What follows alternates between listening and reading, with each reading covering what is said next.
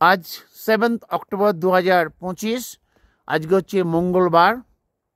আমরা কুটিগ্রামে গতকাল এসেছিলাম বিকেলবেলায় 3টের সময়।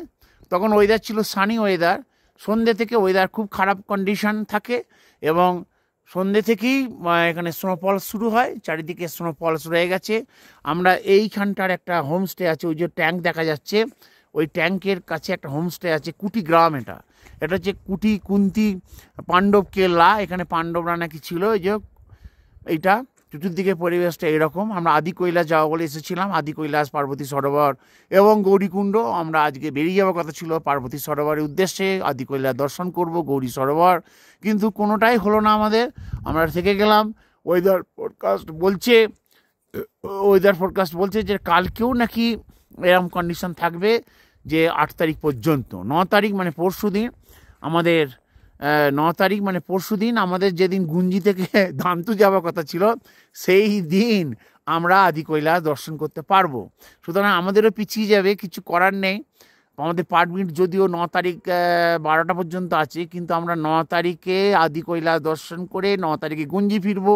10 তারিখে যাব আমরা ওম পর্বত এবং লিপুলেক করে 10 তারিখে গুঞ্জি ফিরে থাকতে হবে আশা করা যায়। 11 তারিখ আমাদের দান্তু যেতে হবে। 12 তারিখে পঞ্চচুলি ট্রেক করে আমরা ফিরবো।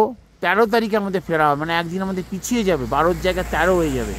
যা পরিস্থিতি আমরা দেখছি, হ্যাঁ, এই পরিস্থিতিতে জয়ন্তী দাঁড়িয়ে আছে ছাতা মাথায়। আমাদের একটু টেনশন হচ্ছে বই কি, যে এই যে পরিস্থিতি, সানি ওয়েদার দেখি বাড়ি থেকে বেরিয়েছিলাম,